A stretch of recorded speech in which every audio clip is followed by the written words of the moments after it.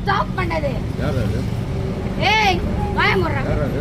ஏய் யார் அது? எங்க அப்பா கிட்ட பேசுறானே ஸ்கூலுக்கு போய். ஏய் யார் அது? யார் அது? எங்க அப்பா போடா. யா புஷ் நாடிங்க. அப்பான்னா இப்ப புருஷன்ப்பா. போடா. இவட போடா. போடா. போடா. அவன் புருஷன் என் செல்லுங்க. சார் வா புடுங்க.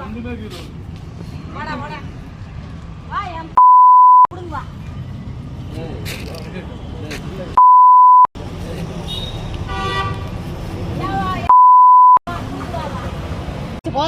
எதுக்கு போனை மட்டும் மூடி வச்சுக்கிற? சொல்ல உன் பேர் என்ன? சொல்ல உன் பேர் என்ன? நீ எவ்வளவு வேணாலும் ரெக்கார்ட் பண்ணு தம்பி. சொட்ட தம்பி, நீ எவ்வளவு வேணாலும் ரெக்கார்ட் பண்ணு. எனக்கு ஒன்றும் பிரச்சனை கிடையாது. வணக்கம், என்னோட பேர் ரேவதி. நான் நேற்று நைட்டு நானும் என்னோட மாமாவும் பார்ட்டி போயிட்டு வந்தோம். பார்ட்டி போயிட்டு வர வழியில் வந்து என்னாச்சுன்னா, ஃபுட் வாங்கிறதுக்காக நாங்கள் கோயம்பேட்டில் எலெக்ஷன் கமிஷனர் ஆஃபீஸ் இருக்குது இல்லைங்களா, ஸோ அங்கே நின்றுட்டு இருந்தோம்.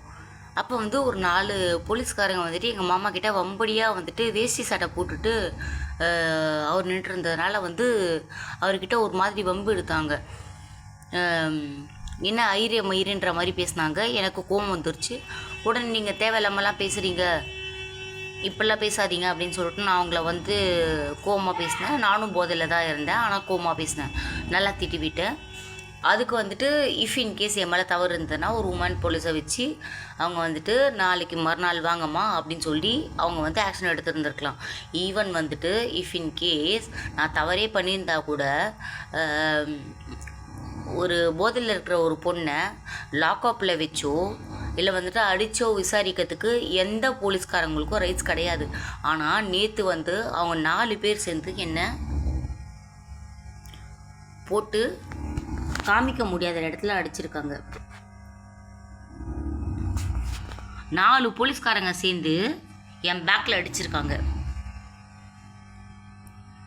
எங்கள் மாமா அடிக்கூடாது அப்படின்னு சொல்லி ஒரு விஷயத்துக்காக நான் சொன்னதுக்காக அப்புறம் நானும் வந்து நான் ஓப்பனாகவே சொல்கிறேன், ஆமாங்க நான் குடிச்சிருந்தேன், அசிங்கமாக பேசினேன்.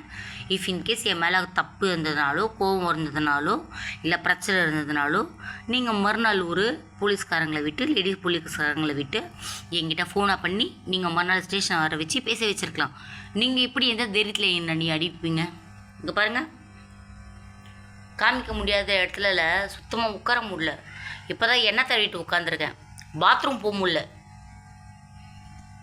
பேசி இதெல்லாம் வந்துட்டு டிஎம்கே ஆட்சியோட அண்டர் ரூலில் இருக்கிறதுனால தான் இவங்களாம் இப்படிலாம் நடந்துக்கிறாங்க.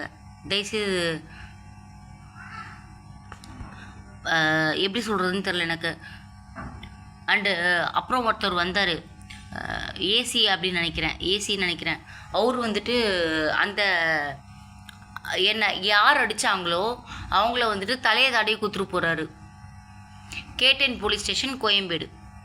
அப்புறம் போராததுக்கு எங்களோட மாமாவோட ஃபோனில் அவரோட பேக்கெட்லேருந்து 15,000 ரூபாய் கேஷும் அவரோட செல்ஃபோனையும் எடுத்துகிட்டு போயிருக்காங்க. இப்போ வரைக்கும் ஒரு ஃபோன் அங்கேருந்து எங்களுக்கு வரல. எங்களோட ப்ராப்பர்ட்டி எடுத்துகிட்டு போயிருக்காங்க. ஈவன் இப்போ நான் ஒரு இடத்துல வேலை செய்கிறேன், அவங்களோட ஃபோன் எங்களுக்கு தெரியாமல் கையில் வந்துருச்சுன்னா நாங்கள் 10 வாட்டி ஃபோன் பண்ணிப்போம். ஆனால் ஒரு ஃபோன் கூட எங்களுக்கு வரல.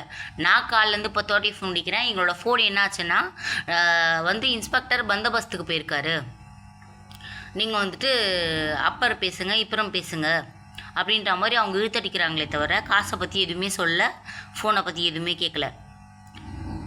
சரி, இது எனக்கு என்னோடய லைஃப்பில் இவ்வளோ பெரிய பிரச்சனை வெள்ள வச்சாலும் பரவாயில்ல, என்னை அடித்ததுக்கு அவங்க பதில் சொல்லி ஆகணும்.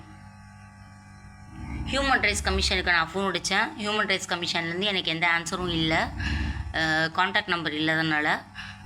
கண்டிப்பாக அவங்க ஹெல்ப் பண்ணுவாங்க. என்னை பார்த்தாங்கன்னா கண்டிப்பாக ஹெல்ப் பண்ணுவாங்க. ஈவன் நான் செஞ்சது தப்பாக கூட இருக்கட்டும், பட் ஆனால் வந்துட்டு அதுக்கான சொல்யூஷன் இது கிடையாது. இப்போ வந்து என்னை பார்க்குறவங்களாம் எனக்கு பிடிக்கலான்னா நான் வெட்டி கொண்டுடலாம் அப்படின்னா என்னத்துக்கு சட்டம்? அந்த மாதிரி தானே.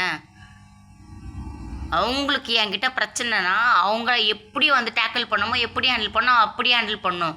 அதை விட்டு என்னை அடிச்சிருவாங்களா? இதை நீங்கள் வந்துட்டு கொஞ்சம் முடிவு பண்ணுங்க சார், எனக்கு கொஞ்சம் ஹெல்ப் பண்ணுங்கள்.